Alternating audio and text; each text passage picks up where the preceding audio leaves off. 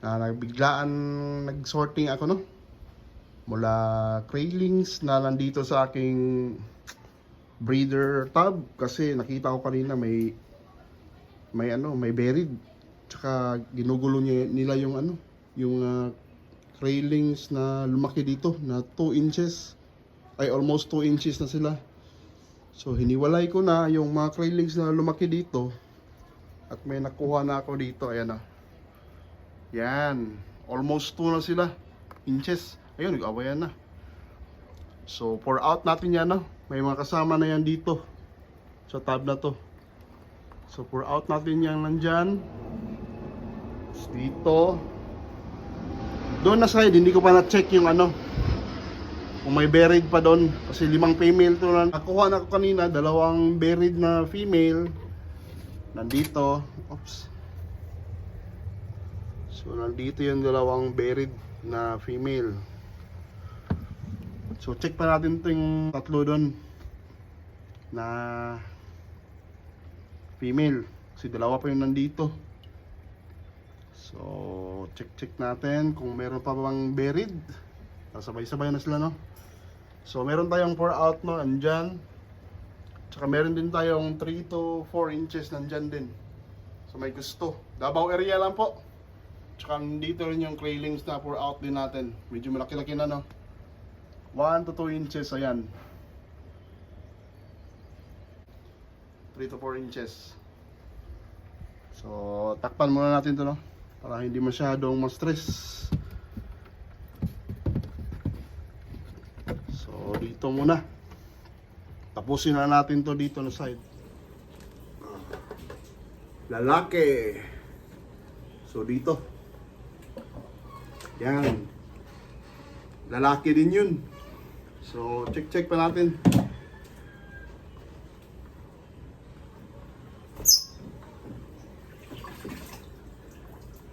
Babae.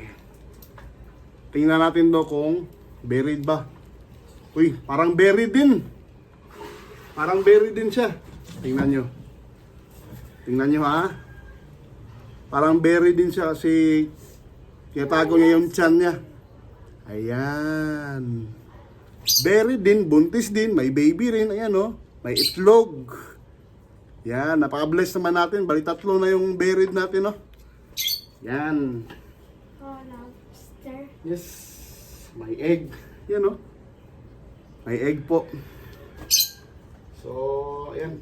Takpan natin siya dito. Yan. Ano dyan ito? So, Laki ni. Ako, di mata sa lobster. Uy. Ano ko? bali, 3 na yung buried natin na female. So, may 2 pa. Check pa natin yung 2.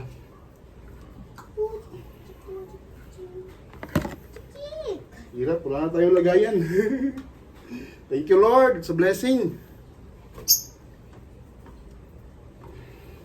Yeah, baby. Baby lobster.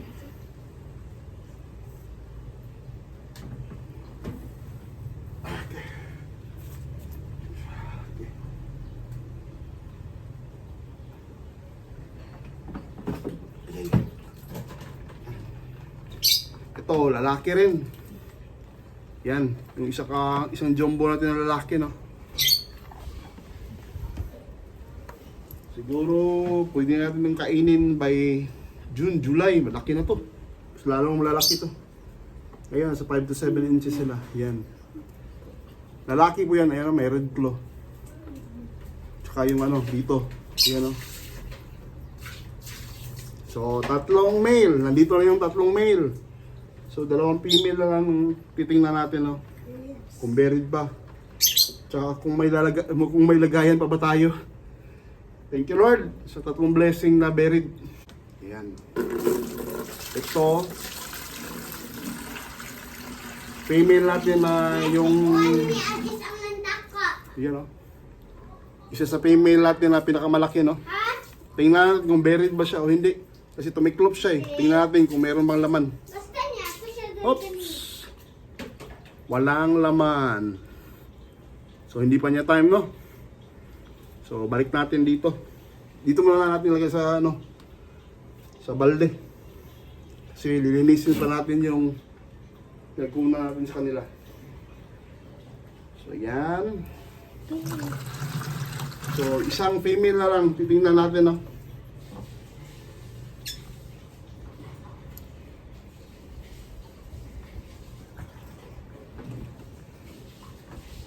Uy, parang buried ulit. Parang buried tong maliit na to. Ayun, buried nga.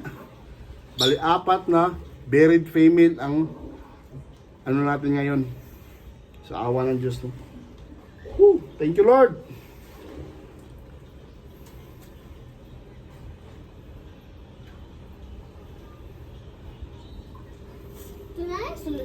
So, 4 buried female. Ito. Tingnan natin, ha.